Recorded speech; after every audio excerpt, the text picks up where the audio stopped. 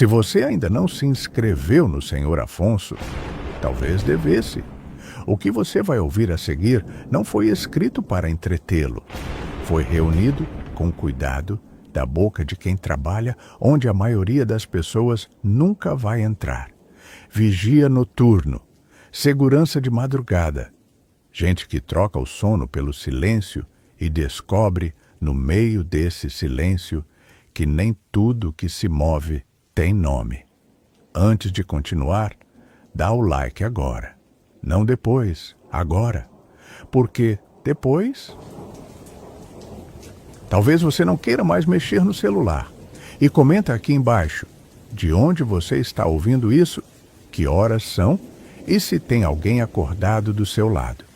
Parece bobagem, mas não é. Você vai entender por quê. Existe um tipo de trabalho que a maioria das pessoas nunca vai fazer. Não por falta de coragem, mas porque existe algo nas madrugadas que não combina com todo mundo. A cidade dorme, as ruas ficam devagar, e as construções, os mercados, as escolas, os necrotérios, todos esses lugares onde a vida passa de dia, ficam com uma outra cara no escuro. Uma cara que não consta no contrato de trabalho. Não tem no manual de segurança. Não dá para treinar para encarar. E é sobre isso que esse vídeo foi feito. 6 histórias.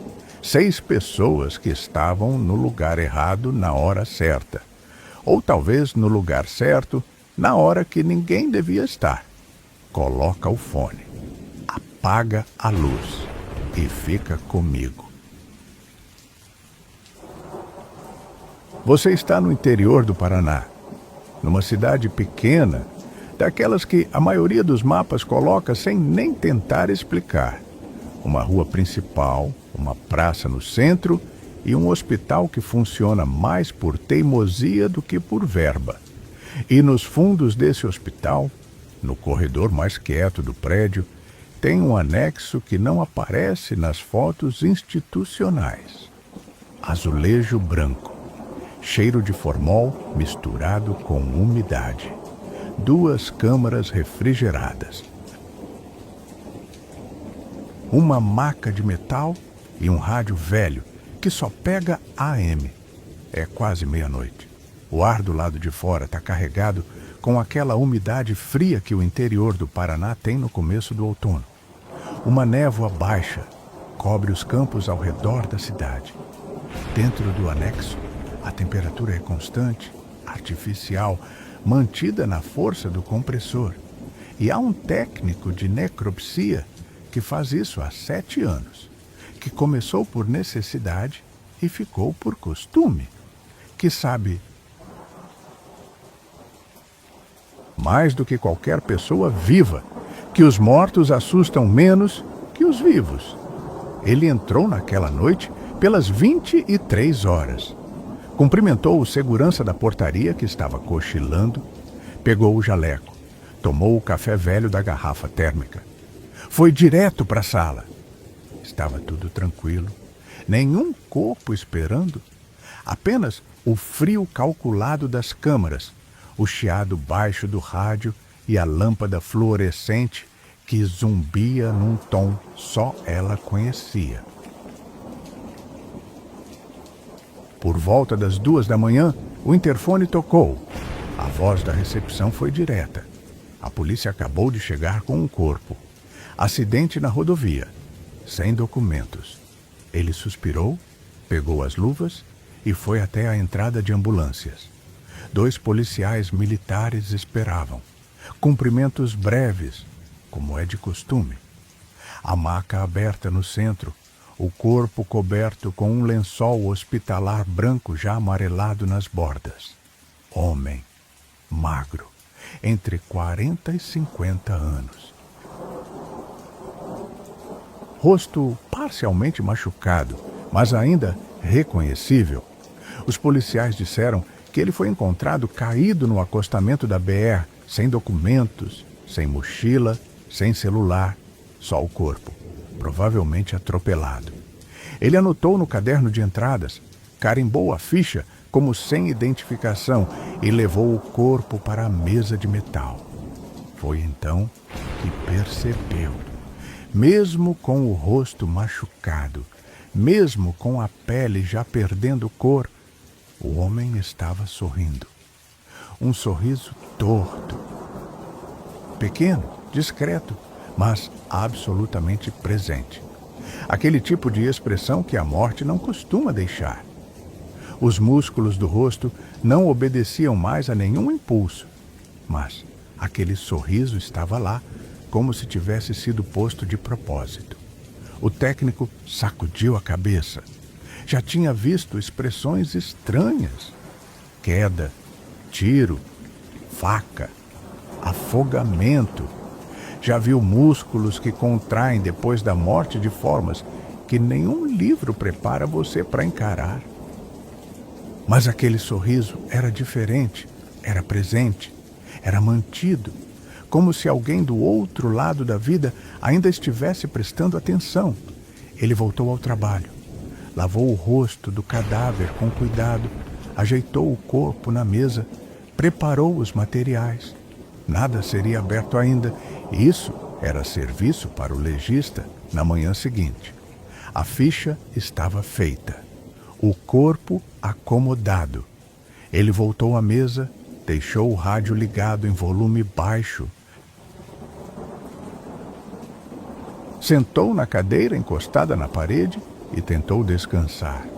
Mas a cada vez que olhava para a maca, a sensação batia de novo. A cabeça do homem estava em outro ângulo. Era sutil, o tipo de coisa que a mente cansada pode inventar. Mas na terceira vez que ele passou pela maca, aquilo estava diferente demais para ignorar. O rosto virado levemente para a esquerda. O queixo apontando num ângulo que não era o de antes. Ele tinha deixado o rosto reto. Sempre deixa. É procedimento. É respeito. E o sorriso, o maldito sorriso, continuava exatamente igual. Então ele tomou uma decisão simples. Pegou um lençol limpo e cobriu o corpo. Devagar, do pescoço até os pés. O pano branco apagou o sorriso, a expressão, a sensação. Aquilo deu uma falsa sensação de controle, fora da vista, fora da mente. Ele voltou à pia, organizou pinças, limpou um bisturi que estava mal lavado, só para não olhar de novo. O relógio marcava 2h48. A música sertaneja do rádio preenchia o silêncio com aquela melodia lenta de madrugada que ninguém escolhe ouvir sozinho. Ele quase cochilou. Quase. Um som agudo o acordou de dentro do torpor. Como se uma bandeja de inox tivesse vibrado. Como se algo tivesse caído e depois ficado quieto. Ele se levantou devagar. Os instrumentos que havia guardado estavam no lugar, intactos. Mas o som tinha vindo de perto da maca. Olhou. O lençol ainda cobria o corpo, mas a dobra da lateral direita, que antes caía reta quase até o chão, agora estava puxada para cima, como se alguém tivesse se mexido por baixo do pano. Ele foi até lá, levantou o lençol com cuidado, e o homem estava olhando para ele.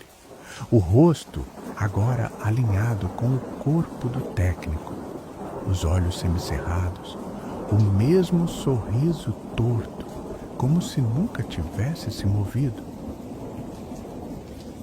Mas claramente tinha. Ele fechou o lençol. 2 passos para trás. Voltou à cadeira com as mãos pesadas e o coração batendo numa frequência que não era a da rotina. A luz da sala piscou. 1 segundo só. Suficiente. O rádio chiou forte. Um ruído branco sobre o qual se sobrepunha algo que não era música. Uma voz. Baixa, rápida, irreconhecível. Depois, um ranger metálico vindo da maca, como se o peso ali tivesse mudado de posição outra vez. Ele não queria olhar de novo. Já tinha visto o suficiente, mas o corpo não deixou opção. Ele foi até o rádio, girou o botão de volume até o fim. O chiado sumiu. O silêncio que voltou era mais denso do que o anterior. A sala tinha mudado de temperatura. Não estava mais só fria, estava pesada. Como quando se entra num cômodo onde acabou de acontecer uma briga. O ar pesa de um jeito que o corpo reconhece antes da mente entender. Ele se forçou a checar a papelada. Ficha de entrada, horário de ocorrência, identificação, desconhecido, sexo masculino, vítima de atropelamento. Nada de incomum no papel. De repente, um estalo único ecoou na parede oposta. Seco, preciso, como se algo tivesse sido derrubado ou se movido sozinho. Ele virou. A maca estava coberta, mas a forma sob o pano estava diferente. O volume do tronco mais elevado. Ele se aproximou e então viu. Os braços estavam cruzados sobre o peito. Ele não tinha feito isso. Quando o corpo chegou, os braços estavam ao lado do tronco. Ele lembrava com absoluta clareza. Nunca cruza os braços antes da necropsia. É um gesto simbólico que só vem depois. E entre os braços cruzados havia algo que brilhava na luz fria da sala. Ele se debruçou, devagar, com a mão que mal obedecia. Um objeto metálico fino, uns 7 centímetros, meio enferrujado, com uma etiqueta colada. Uma daquelas plaquetas de necrotério usadas em hospitais antigos. Mas o problema não era o objeto. Era o que estava escrito nele, seu nome completo. E no campo de data de óbito, o dia seguinte, a data estava lá, clara, 24 horas à frente. O nome era o dele. A letra da etiqueta amarelada, desbotada, como se tivesse sido feita há muito tempo. Mas o conteúdo era impossível de ignorar. Ele ficou parado, olhando aquela plaqueta por um tempo que não soube medir, tentando criar uma explicação que não existia. Registro antigo, erro de arquivo, pegadinha de colega. Nenhuma dessas hipóteses se encaixava na experiência de ter olhado nos olhos de um homem morto que se movia. A luz da sala piscou de novo. Estalo seco. E quando ele olhou para a maca, ela estava vazia. O corpo tinha sumido. Sem barulho, sem rastro. Sem marcas no metal frio. Só o vazio da mesa refletindo a lâmpada fluorescente. O lençol estava no chão, embolado perto da parede, dobrado de forma irregular, como se tivesse sido derrubado com pressa. Nenhum sinal de sangue, nenhuma marca. Simplesmente desapareceu. Ele não pensou, pegou a mochila, tirou a plaqueta do bolso e, num impulso que não conseguiu explicar depois, jogou no lixo metálico ao lado da pia. Não queria aquilo consigo. Abriu a porta da sala. Saiu sem olhar para trás. Entregou a chave ao técnico da manhã com uma desculpa qualquer. Alguém comentou que ele estava pálido. Ele não respondeu. Nunca mais voltou ao necrotério. Hoje trabalha numa funerária pequena, cuidando de velórios e rituais tranquilos, onde ninguém sorri, ninguém se move e nenhum corpo olha de volta.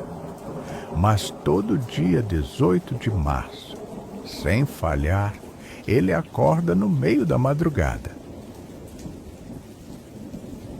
Com a sensação nítida de que tem alguém parado no escuro do quarto, de pé, em silêncio, olhando para ele.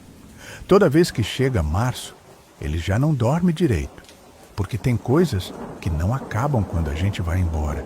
Algumas ficam ali, no frio, no silêncio, esperando, E quando você ouvir batidas sem explicação nessa madrugada, vai se perguntar se o cheiro de formol que não existe é só sua imaginação ou se é o aviso que essa história deixou em você também. São Paulo, Zona Leste. Uma obra parada na fundação. Noite de quarta. Já passava de 1 da manhã quando o telefone tocou pela primeira vez. Não o celular, não o WhatsApp, não nenhuma das formas normais de comunicação entre trabalhadores de um canteiro moderno. Telefone fixo? Aquele aparelho antigo que estava ali por exigência burocrática e que ninguém nunca usava. Jorge tem 51 anos e faz serviço de vigia noturno em obra.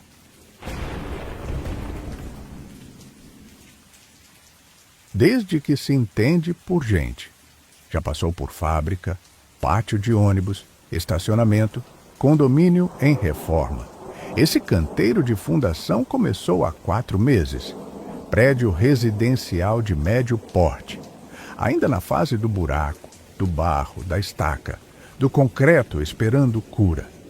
Ele dormia no container adaptado que chamavam de escritório, mexendo no celular, quando aquele som antigo rasgou o silêncio. O toque seco do telefone fixo, feio, alto, soando quase como sirene naquela salinha fechada. Visor sem identificação, número interno. Jorge atendeu com um alô de quem não espera nada importante. E do outro lado veio o silêncio. Depois, uma voz, fraca, arrastada, masculina, difícil de entender através da estática, mas suficientemente clara para que ele entendesse. Me ajuda? Ele franziu a testa. Achou que era trote. Perguntou quem estava falando. Silêncio. E depois voltou a voz. Estou embaixo da laje. Jorge ficou parado. Aquilo não fazia sentido. Naquela obra não tinha laje. Só fundação. Só concreto em fase inicial. Armação metálica e barro. Ele disse que estava tirando sarro. Ninguém respondeu. Só o som de uma respiração que foi ficando mais distante até cair no clique seco da linha. Ele ficou olhando para o telefone por alguns minutos. Desligo, voltou à cadeira. Devia ser engano. Alguém discando errado do outro lado da cidade, linha cruzada, coisa de telefone antigo. Mas na noite seguinte, o telefone tocou de novo. Mesma hora, mesmo visor, mesma voz. Estou embaixo da laje. E Jorge desligou assim que reconheceu, mas não dormiu.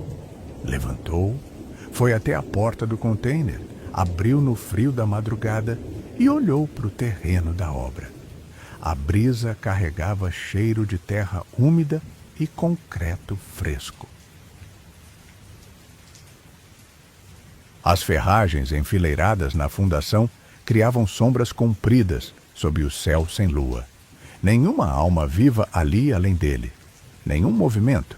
Nenhum som além do vento passando pelas estruturas metálicas. E mesmo assim, algo naquela noite estava diferente. O telefone tocou pela terceira vez. E novamente disse exatamente a mesma coisa. A essa altura, Jorge estava irritado e assustado ao mesmo tempo. Pensou em puxar o cabo da tomada, mas a regra era clara. Todo telefonema devia ser atendido. Se a sede ligasse sem resposta, a bronca caía nas costas dele. Então, respirou fundo, e quando o aparelho tocou pela 4ª vez, ele atendeu. A voz era a mesma, mas mais trêmula agora, mais próxima.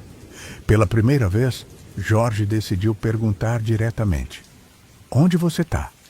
Demorou alguns segundos, e então, com dificuldade, a voz respondeu: "Perto do buraco da escavadeira, embaixo da laje. Tá tudo escuro aqui?" Jorge desligou com a mão suando frio. A escavadeira estava parada desde o início da semana. Naquele trecho, ele sabia exatamente o que havia. Só solo, armação e barro. Mas alguma coisa naquela madrugada dizia que era para lá que ele tinha que ir. Ele demorou alguns minutos até tomar coragem. Pegou a lanterna, destranquei a porta do container e atravessou o canteiro. As britas rangiam sob a bota. O vento frio da madrugada passava entre as ferragens com um som baixo, quase como respiração. O gerador estava desligado. Só o feixe da lanterna cortava o escuro. A escavadeira estava parada do lado esquerdo da fundação, exatamente onde a deixaram na segunda-feira. Uma área de cerca de 6 metros, com buracos reforçados por armações metálicas. Parte do concreto já tinha sido despejado. Outra parte ainda esperava cura. Jorge olhou em volta. Nenhuma marca de pegada. Nenhum sinal de movimentação.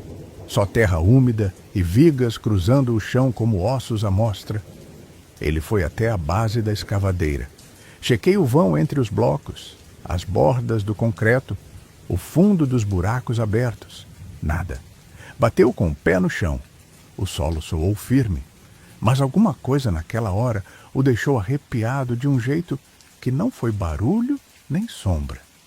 Foi a precisão da informação. Aquela voz sabia exatamente o layout da obra, no escuro, em silêncio. Como se tivesse estado lá antes. Voltou para o container, fechou a porta, não tocou em mais nada.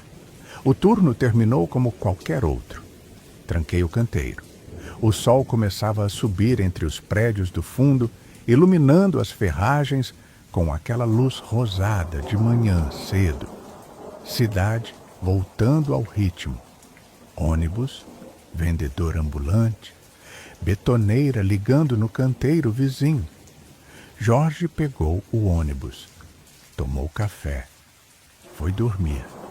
Achou que tinha sido só isso. Algo estranho de madrugada. Foi no começo da tarde que o celular começou a vibrar sem parar. Ele abriu com sono o grupo dos funcionários da obra e a mensagem estava lá, direta, do mestre de obras. Gente, a polícia está aqui. Encontraram ossada na parte da fundação, perto da escavadeira. Jorge sentou na cama. Leu de novo. Olhou as fotos que já estavam no grupo. Um buraco aberto com fita de isolamento em volta. 2 operários comentando baixinho atrás da câmera. A perícia chegando. Meia hora depois, ele estava na frente da obra. Portão aberto. Viatura parada do lado de fora. Vizinhos olhando com celular na mão. Um dos colegas o reconheceu de longe. Jorge, você viu isso? Ele não respondeu, só olhou para o fundo da obra. Tinha um espaço escavado em volta da base da escavadeira.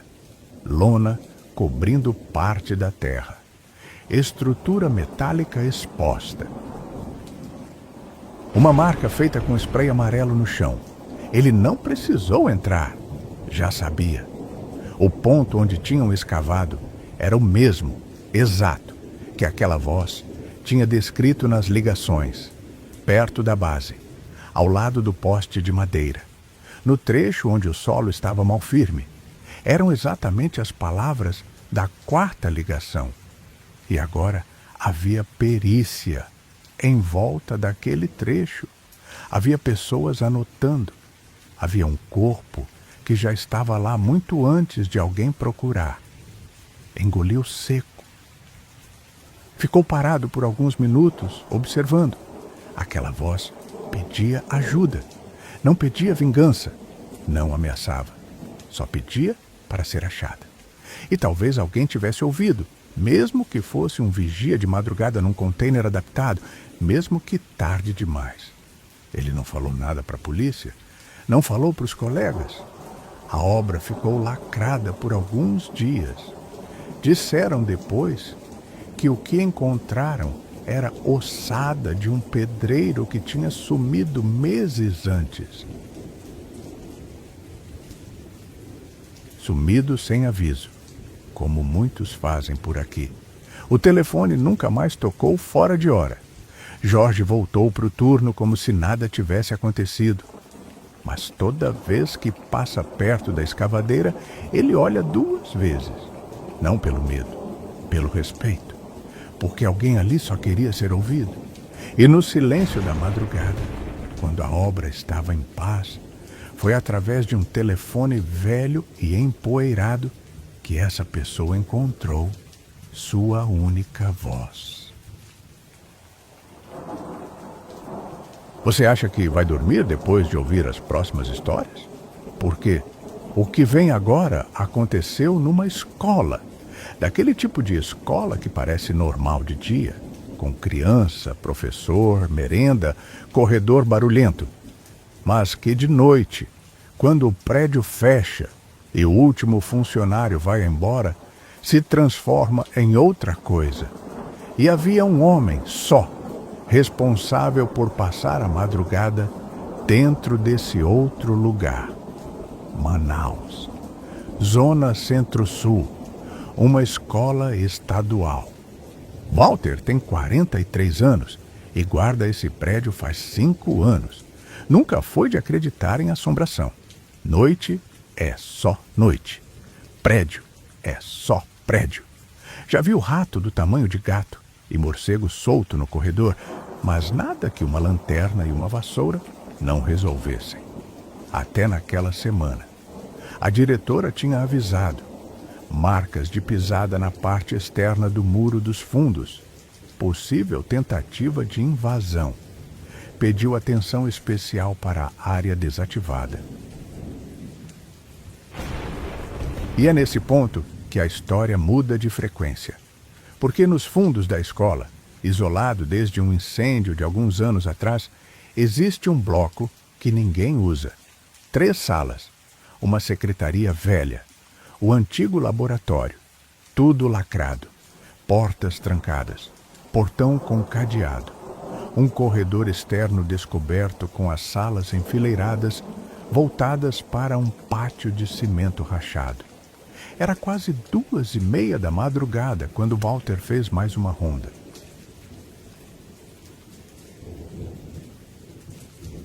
Ar quente e parado, daquele que Manaus tem nas noites de seca, carregado com cheiro de poeira e eucalipto velho. Ele iluminou o corredor desativado com a lanterna através das grades. As portas estavam no lugar, menos uma. A da sala 6B estava com uma fresta visível entre o aço da porta e o batente velho. Ele soltou o cadeado com o molho de chaves e entrou. O ar ali dentro era outro, quente, parado, com um cheiro leve de fuligem antiga que grudava na garganta. Foi até a 6B e empurrou a porta. Estalou baixo. A sala estava do jeito que deveria. Parede chamuscada pelo incêndio, carteiras velhas empilhadas num canto, pó acumulado nas bordas, sem sinal de invasão, sem rastro de nada. Fechou, travou, testou 2 vezes. Saiu, trancou o portão de ferro de novo. Continuou a ronda. Mas nas madrugadas seguintes, começou a passar por ali com mais frequência. Sem entrar, só iluminando de longe. Sem conseguir explicar bem porquê. Talvez precaução, talvez aquela sensação de que algo naquele corredor ainda não estava resolvido. Numa das noites, enquanto fazia a última ronda, antes de se acomodar na guarita, ouviu o som. Choro, fraco, abafado, soando como choro de criança vindo do corredor desativado. Walter abriu o cadeado e entrou devagar. E lá na frente da sala 6B havia uma menina parada. Devia ter uns 10 anos. Estava de costas. Uniforme da escola, camiseta branca, bermuda azul marinho, o cabelo preso num rabo de cavalo caído para o lado. Ele chamou. Ela não se virou. Ele perguntou se estava perdida, se estava machucada. Ela se virou devagar, os olhos marejados, a expressão assustada. Nenhum sinal de ferimento. E então disse, com uma voz baixa, como quem está sendo castigada por algo que não entende: eu não posso ir embora. Walter a levou até a secretaria do prédio principal. Abriu com a chave. Pediu que esperasse sentada na poltrona ao lado da mesa. Disse que ia buscar água, que era rapidinho. Ela não respondeu. Só o olhar fixo, silencioso.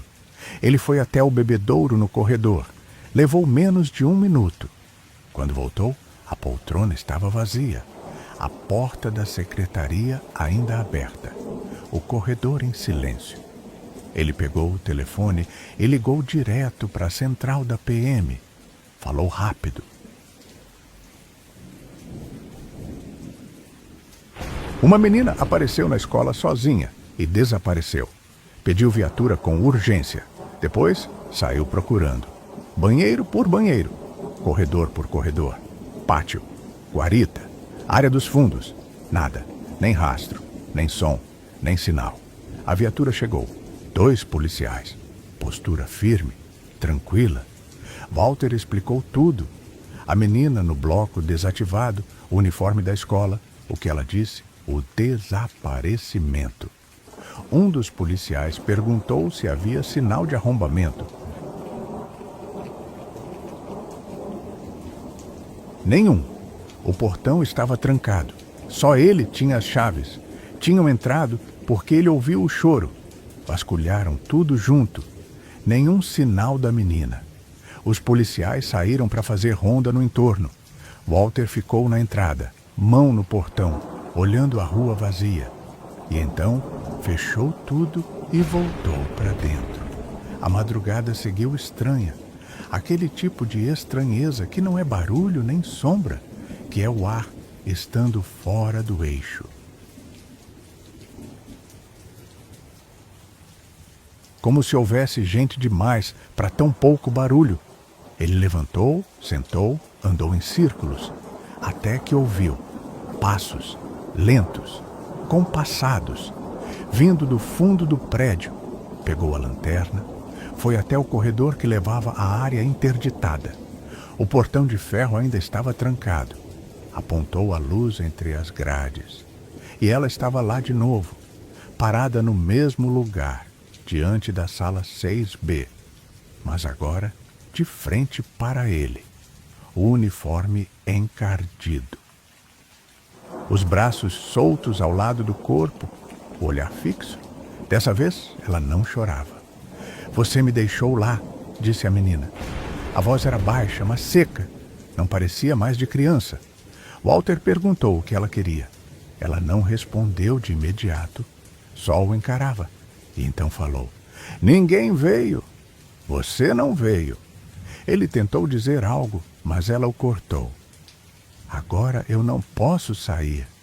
E você também não devia estar aqui. Foi só isso. Um olhar. Uma frase. E num piscar da lanterna, o corredor ficou vazio. A porta da 6B estava ligeiramente aberta de novo. Ele não foi até lá. Trancou o portão com mais força do que o normal. Voltou para o prédio principal e ficou esperando o relógio marcar a hora de entregar o turno. Quando a diretora chegou, ele pediu para falar. Contou tudo. Ela ouviu com calma. E no final, perguntou, séria. Isso aconteceu na área desativada em frente à sala 6B? Sim. Ela ficou em silêncio por alguns segundos. Ajeitou-se na cadeira. Aquela sala está fechada desde o incêndio. Já tem alguns anos. Você ainda não trabalhava aqui na época. Foi uma tragédia. Uma aluna ficou presa durante o fogo. Não conseguiram tirá-la. A fumaça tomou tudo muito rápido. Ninguém ouviu os gritos a tempo. O nome dela era Beatriz. Tinha 10 anos. Walter entendeu naquele momento por que a menina o olhava daquele jeito.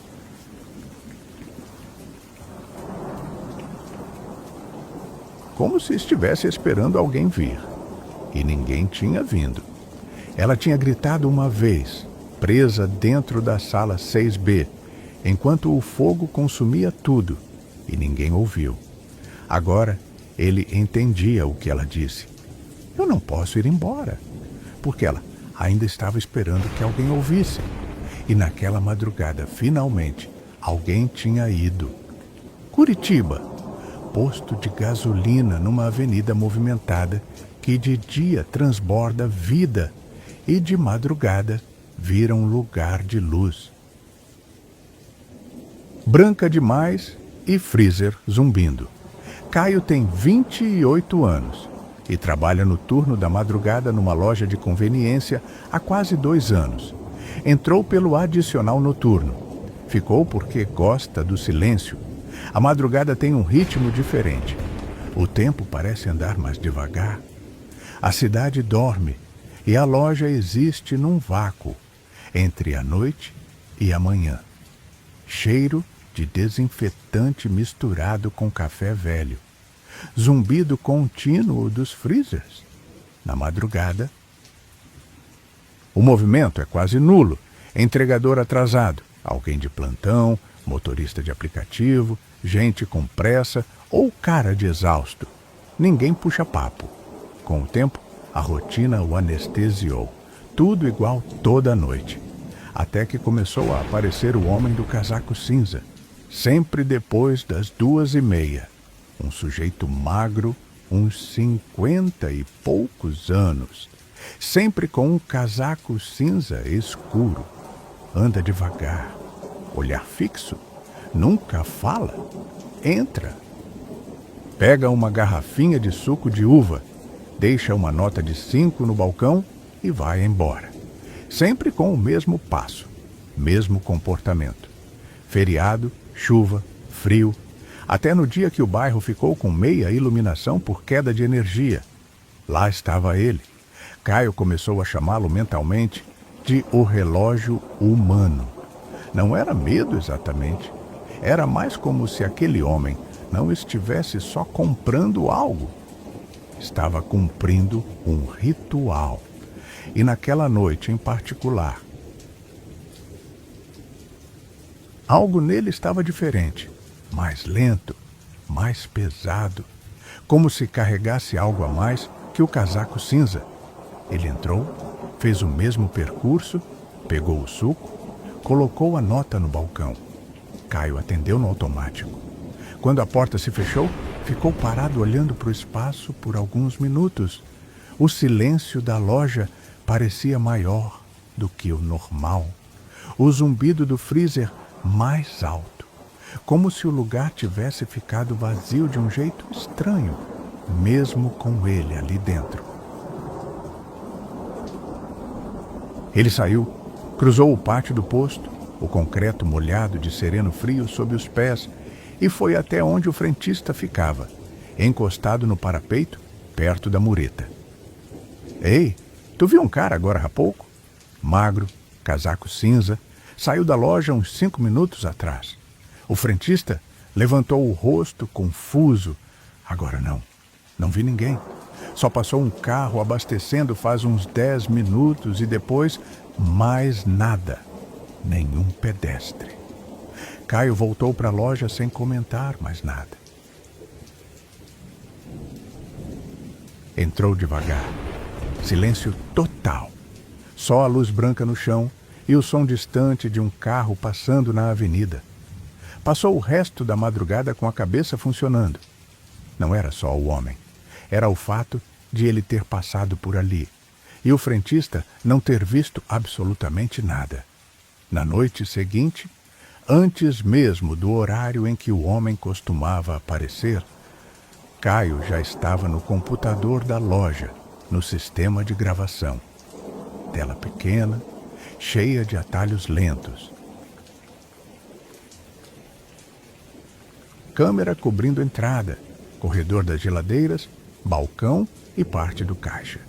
Voltou à gravação. Viu a si mesmo em pé atrás do balcão, arrumando balas, se encostando no caixa, esperando. Viu o momento em que parou e olhou para a porta. Viu o próprio corpo se ajeitando, endireitando a postura, como sempre faz quando um cliente entra. Mas ninguém entrou. Na gravação, a porta nem abriu. Ele estava ali parado, olhando para frente. E de repente se viu pegando algo invisível e passando pelo leitor de código de barras, estendendo a mão, pegando o dinheiro, dando o troco. Mas na câmera não havia ninguém ali, só a porta fechada.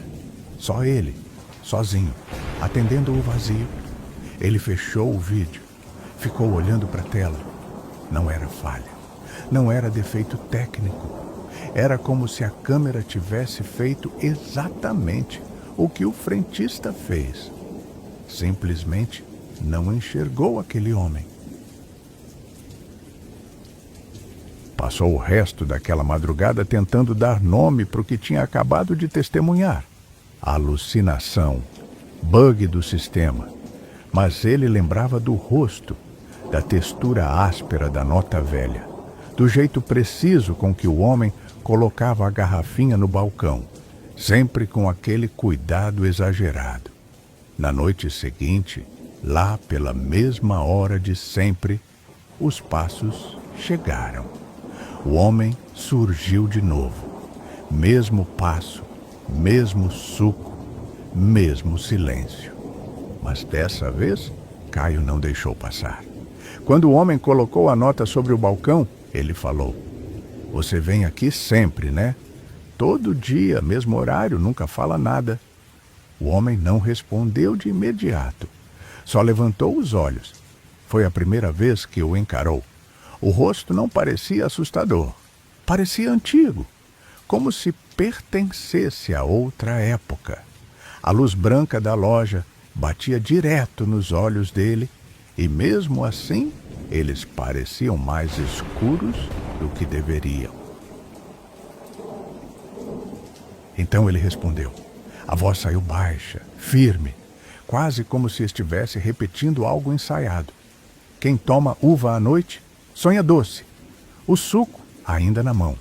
O troco parado sobre o balcão. Um arrepio que não vinha do frio da rua nem do ar-condicionado. A avó de Caio dizia exatamente isso toda vez que dava suco de uva para ele dormir, quando tinha uns 5, 6 anos.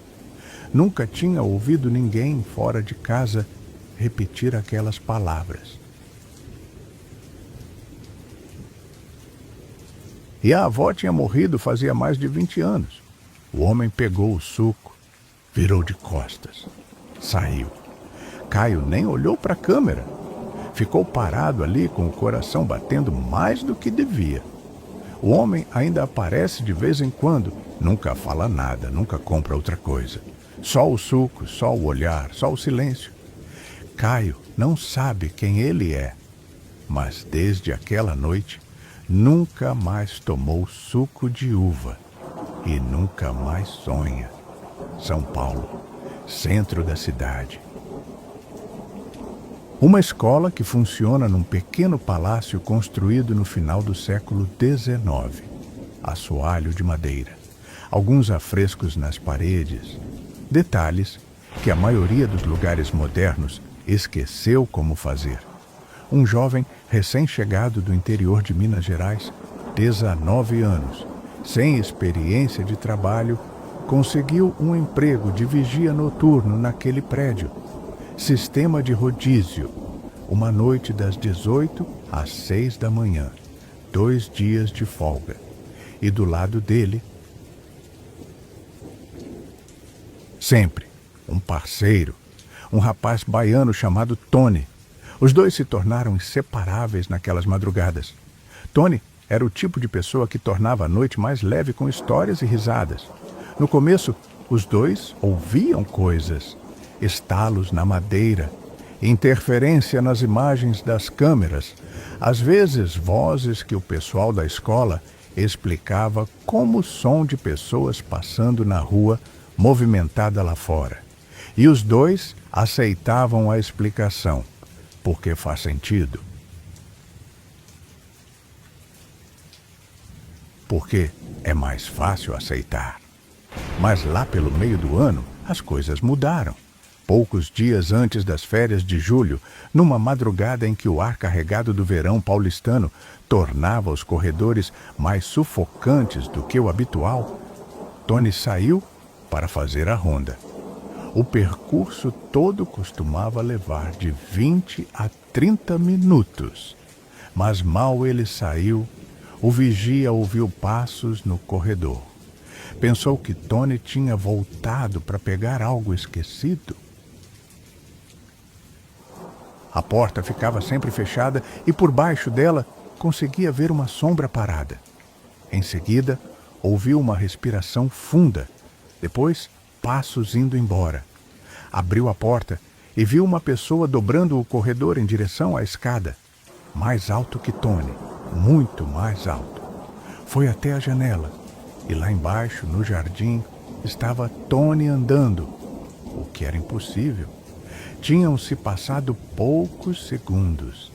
Não daria tempo de descer a escadaria e dar a volta no prédio. Ele colocou a cabeça para fora da janela e chamou. Tony respondeu de baixo, e as pernas do vigia fraquejaram ali mesmo. Quando Tony subiu e ouviu o que tinha acontecido, não acreditou. Achou que era invenção para assustar. Mas quando chegou a hora do vigia fazer a própria ronda, ele disse que não ia sozinho, nem a pau. A ronda não podia deixar de ser feita. Então, os dois desceram juntos. As luzes dos corredores ficavam apagadas por contenção de despesas. Só as lanternas cortando o escuro. Logo depois que desceram as escadarias, ouviram um barulho no assoalho de madeira. Os passos foram na direção da biblioteca. Tony disse que podia ser invasor. Foram até a caixa de luz e ligaram as lâmpadas do corredor. Tudo ficou claro. E ao fundo, lá no final do corredor, havia um vulto, baixo, parado por um segundo, e então passos rápidos e mais barulhos vindo de uma das salas de aula. Os dois pegaram os cacetetes, não tinham armas. Foram verificar, abriram a biblioteca, ninguém. Entraram nas salas de aula, ninguém. Verificaram a área externa, nada. Tony estava convicto de invasor que fugiu quando as luzes acenderam. O vigia concordou por falta de outra explicação. E os dois ficaram espertos o resto daquela noite. Na semana seguinte, o vigia foi direto à cozinha fazer café, colocou água para ferver e foi ao pátio onde Tony estava. Voltaram juntos à cozinha alguns minutos depois. A água estava fria, o fogo estava desligado. O vigia não entendeu nada. Tony disse que estava imaginando coisas. Então, o vigia acendeu o fogão na frente de Tony. E os dois ficaram conversando ali mesmo. Foi quando ouviram um barulho de bola rolando vindo dos corredores. Os dois foram verificar. Ninguém. Quando voltaram à cozinha, o fogo estava desligado de novo. Dessa vez, Tony tinha visto ele ligar. E agora Tony também estava com medo. Fecharam a porta da cozinha e foram para o lado externo. Ficaram próximos à grade que separava esta escola da rua. Ouviram um estrondo, como se algo estivesse sendo arrastado lá dentro. Entraram de novo, subiram ao primeiro andar. Salas vazias, banheiros vazios, tudo vazio. Quando estavam voltando, ouviram um som que lembrava um sino pequeno sendo tocado. O barulho ecoou por todo o prédio por alguns segundos. com uma clareza que não deixava dúvida. Aquilo não era coisa desse mundo. A única coisa que os dois podiam fazer era continuar. Desceram as escadarias. Chegaram no pátio interno. E então aconteceu algo que o vigia nunca esqueceu.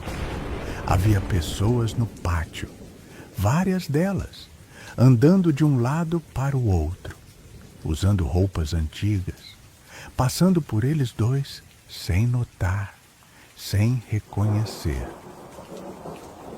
Olhando para frente, como se o corredor estivesse cheio de uma vida que não pertencia mais àquela época. Mesmo com as luzes apagadas, dava para ver aquelas pessoas, como se seus corpos emanassem uma luz própria, baixa, difusa, sem fonte. Tony ligou a caixa de luz e instantaneamente todas aquelas figuras sumiram. Desligou de novo, mas dessa vez as pessoas não apareceram. Deixaram a luz ligada, voltaram à sala, televisão ligada, e ficaram lá dentro sem querer sair até o dia amanhecer. Quando o dia clareou, os dois saíram e foram para casa. O vigia falou com a prima que morava em São Paulo. Ela o aconselhou a orar toda vez que chegasse no trabalho. Ele seguiu o conselho. O medo diminuiu um pouco, mas, de vez em quando, ainda ouvia passos e risadas nos corredores. E o novo parceiro que veio depois que Tony arrumou outro emprego parecia não ter medo dessas coisas. E talvez fosse melhor assim. Ainda trabalhou na escola até o início dos anos 2000, mas antes disso foi transferido para o turno diurno. Quando chegava para os plantões, alguns vigias do noturno comentavam que ouviam vozes e sons, mas que achavam que era o barulho das ruas. Ele sabia a verdade, mas preferiu não falar nada, porque o sobrenatural se apresenta para cada um como quer. E quando for a vez de alguém ver, vai ver Cariacica, Espírito Santo. Um homem que chegou à cidade grande em 90, deixando o interior do estado com 19 anos e uma mala de incertezas. Passou quase 5 anos na construção civil como servente, ganhando pouco, construindo devagar a própria casa. Em 95, conseguiu uma oferta diferente. Vigia noturno em um supermercado da cidade. Carteira assinada. Salário melhor. Das 20 horas até às 6 da manhã. Na época, havia um senhor que fazia a limpeza do estabelecimento chamado Seu Augusto. E praticamente toda a noite, os dois ficavam lado a lado, um limpando os corredores, o outro fazendo a ronda. Depois de mais ou menos um mês no serviço, o vigia começou a ouvir barulhos estranhos quando ficava sozinho, parecidos com choro de criança. Ficava apreensivo, mas como o mercado ficava em avenida movimentada, tentava acreditar que eram pessoas passando. E guardava só para si? Tinha medo de ser taxado como louco e perder o emprego. Estava construindo a casa. Não podia se dar ao luxo do medo. Então, o medo ficava guardado, dobrado e enfiado no fundo do peito, enquanto a noite passava e o supermercado ficava cada vez mais quieto. Até que numa noite, por volta das 22 horas, Seu Augusto estava limpando a ala próxima aos caixas e o vigia estava no corredor de acesso ao fundo da loja,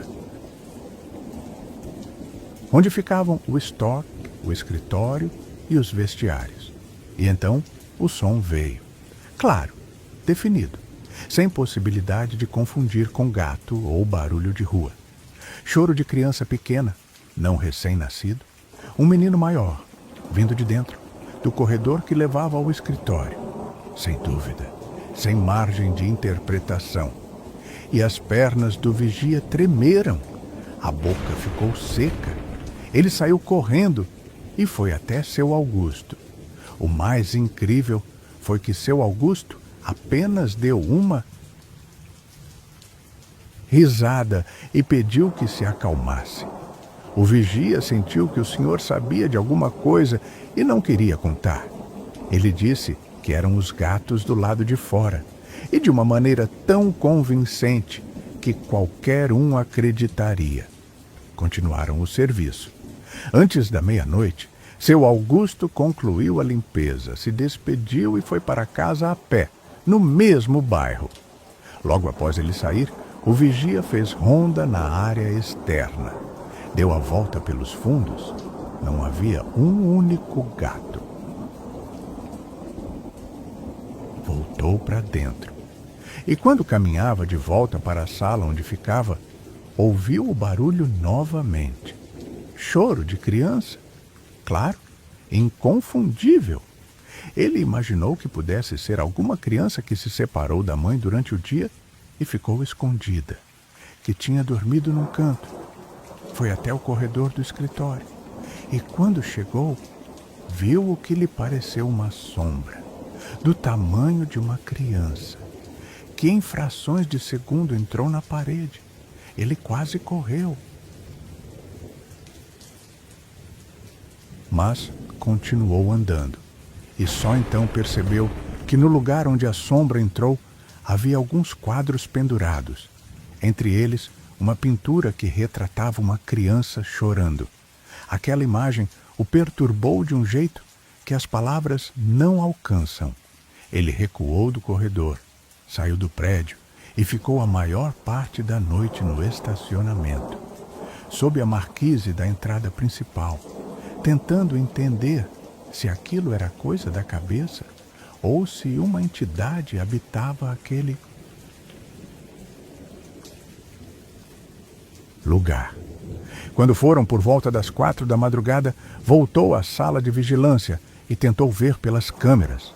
Mas, de repente, ouviu algo caindo no chão e depois passos de pessoas correndo pelo corredor.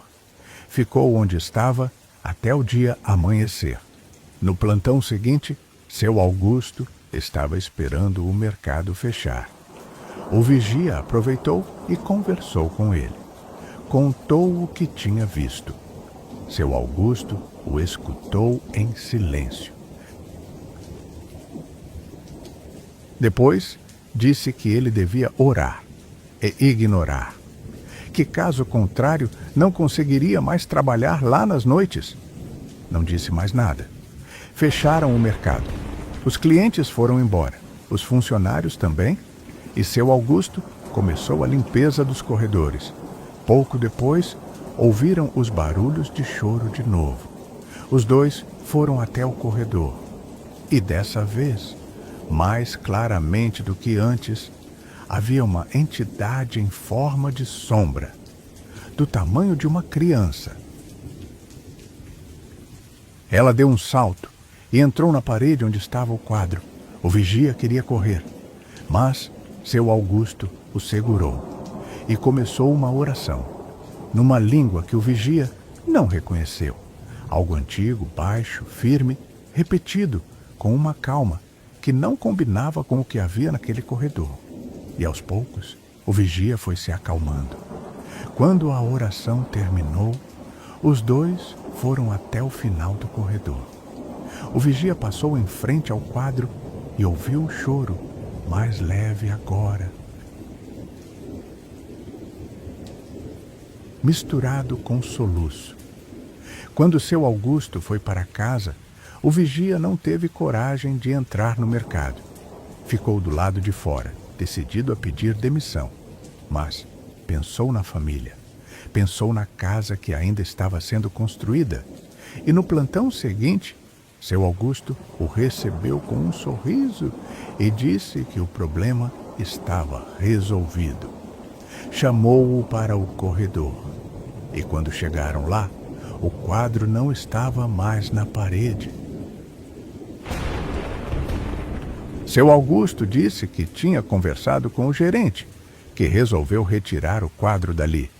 Depois daquela noite, nunca mais ouviram nada. E o vigia se pergunta até hoje como um simples objeto pode abrigar uma coisa como aquela. Como uma pintura de criança chorando pode ser a morada de algo que não pertence ao mundo dos vivos. E se quando aquele quadro foi retirado da parede, algo foi junto. Ou se algo ficou, esperando por outra parede, outro quadro, outra noite. Você ainda está aí? Que horas são aí onde você está? Porque se você chegou até aqui, ouviu 6 histórias de pessoas que passaram pela mesma coisa. Estavam trabalhando, estavam cumprindo sua função. E o que encontraram nessas madrugadas não estava no contrato, não foi avisado antes e não desapareceu quando o dia amanheceu. Ficou, como fica, como sempre fica, o técnico de necropsia que todo dia, 18 de março, acorda no escuro, sentindo que tem alguém de pé no quarto. O vigia de obra que nunca mais passou perto da escavadeira sem olhar 2 vezes. Walter, que entende agora porque a menina dizia que não podia ir embora. Caio, que nunca mais tomou suco de uva e que parou de sonhar. O jovem mineiro que viu figuras com luz própria andando por um pátio de palácio na madrugada. E o homem do Espírito Santo, que ainda não sabe o que seu Augusto disse naquela língua.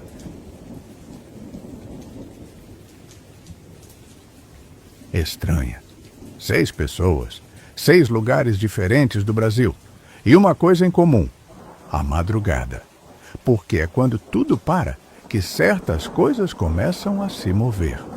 E se você trabalha de noite, se você fica sozinho enquanto o mundo dorme, se você já ouviu algo que não tinha explicação, você sabe exatamente do que estou falando. Comenta aqui embaixo.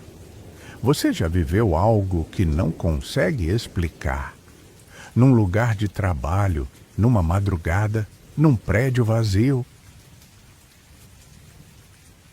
Conta pra gente, porque talvez a sua história seja a próxima. E se você não se inscreveu ainda no Senhor Afonso, esse é o momento, porque as histórias que vêm por aí são mais pesadas do que essas. São mais reais, são mais próximas. E você vai querer estar aqui quando elas chegarem.